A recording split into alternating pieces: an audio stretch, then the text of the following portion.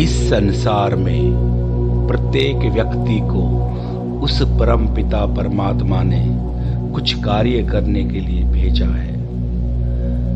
अब वो इस संसार में आ ही गया है तो अपने परिवार का पालन पोषण करने के लिए उसको किसी काम को करना तो पड़ेगा ही। इसी को मैं आपको आगे बढ़ाते हुए एक कहानी के माध्यम से समझाने का प्रयत्न करता हूँ। रामलाल और श्यामलाल दो व्यक्ति किसी कार्यालय में कार्य करते थे।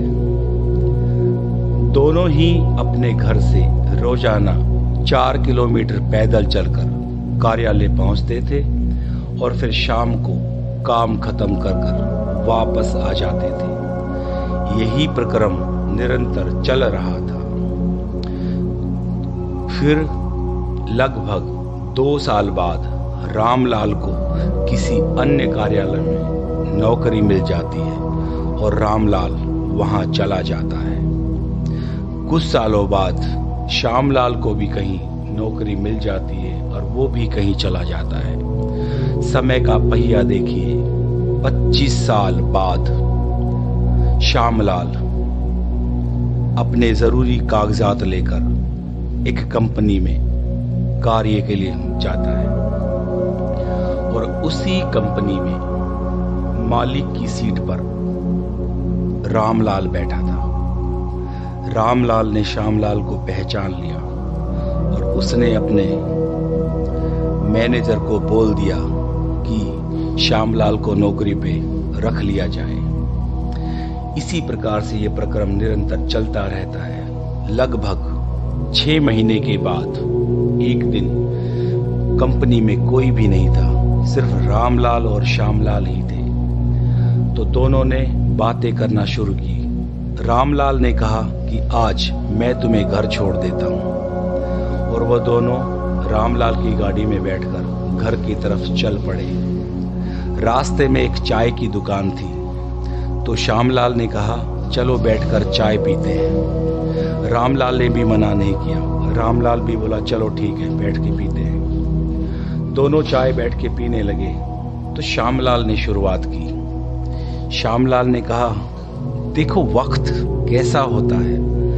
25 साल पहले हम दोनों एक ही कार्यालय में कार्य करते थे और आज देखो तुम कहाँ हो और मैं कहाँ हूँ। श्यामलाल ने बोलना शुरू किया। श्यामलाल ने रामलाल से कहा कि देखो 25 साल पहले हम दोनों एक ही जगह नौकरी करते थे।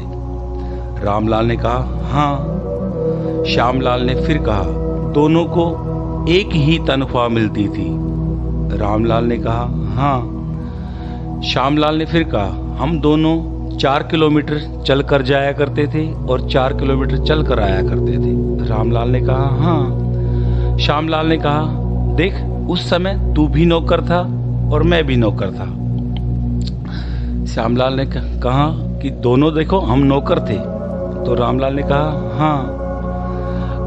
इतनी सुनने के बाद रामलाल ने कहा कि मैं कुछ बोलना नहीं चाहता था लेकिन तूने मुझे मजबूर कर दिया बोलने पर। आज मैं तुझे बताता हूं कि ये भेदभाव क्यों, ये नौकर मालिक क्यों।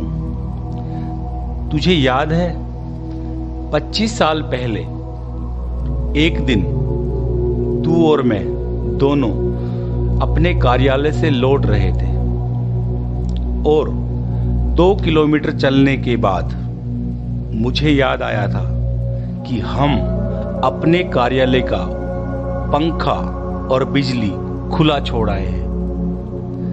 श्यामलाल ने कहा हाँ मुझे याद है। रामलाल ने कहा तो मैंने तुझे कहा था कि चल लाइट और पंखा बंद करके आते हैं। तो तूने मुझे क्या कहा था कि कौन 2 किलोमीटर जाएगा और कौन 2 किलोमीटर आएगा, लेकिन तू नहीं गया था और मैं गया था और मैंने पंखा और बिजली दोनों को बंद करके मैं वापस आया। मैं 2 किलोमीटर गया और 2 किलोमीटर वापस आया।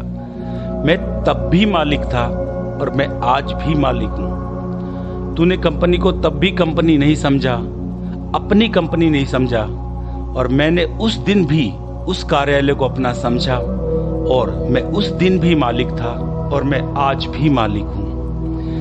भगवान ने हमें पैदा किया, बहुत अच्छी बात है। भगवान ने हमें रोजगार दिया, बहुत अच्छी बात है। लेकिन जिस कार्यालय में, जिस कंपनी में, जिस संस्था में हम काम करते हैं, जो हमें रोजी रोटी देती है, उसको हम ऐसे ही निरर्थक, बेकार समझते हैं, जबकि वो हमारी रोजी रोटी है। हमें उसको अपना समझना चाहिए। पर विडंबना यह है कि तूने उस दिन उसको अपनी नहीं समझा था और मैंने कंपनी को अपना समझा था, और मैं बिजली और पंखा बंद करने गया था, और मैं उस दिन भी मालिक था और मैं आज भी मालिक हूँ। अगर श्यामलाल तूने अपना व्यवहार बदला नहीं तो तू जिंदगी भर नौकर ही रहने वाला है। मैं आपको बताना चाहता हूं, जिस संस्था में, जिस फैक्ट्री में आप कार्यरत हैं, उसे अपना समझें। यदि आपके मन में उसके लिए अपनापन नहीं है तो आप उस कंपनी में, उस संस्था में ज्यादा नहीं टिक पाएंगे, और एक ना एक दिन पता चल जाएगा कि आपके मन के भाव क्या है। जो कंपनी आपके परिवार को रोजी रोटी देती है, उसके प्रति आपकी सोच नेगेटिव, नकारात्मक बिल्कुल नहीं होनी चाहिए। आपको सकारात्मक, पॉजिटिव सोचना चाहिए।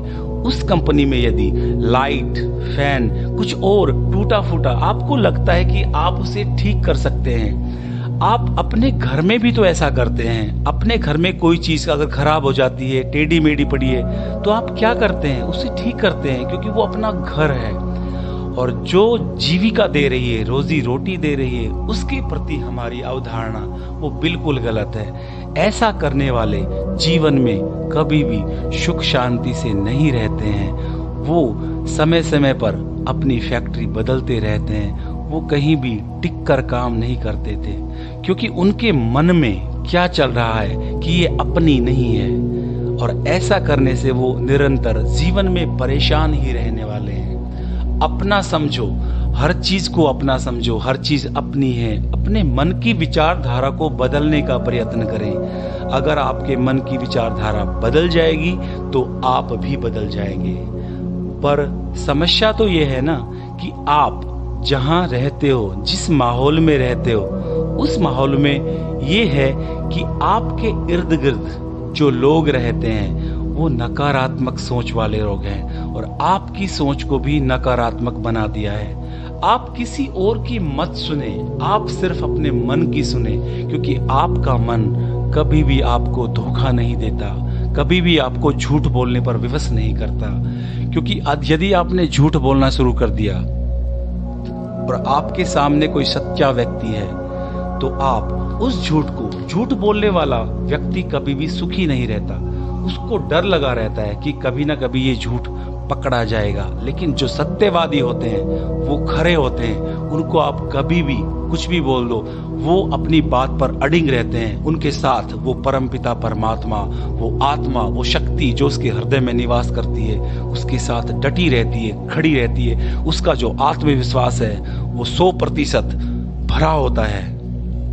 आप कुछ समय तो जिनके साथ रह रहे हो आपको अच्छा लगेगा, क्योंकि वो आपको मीठी मीठी बातें बताएंगे, लेकिन आपको अपनी झूठ का भागीदार बना लेंगे। लेकिन एक सच्चा व्यक्ति किसी की झूठ का भागीदार नहीं बनता।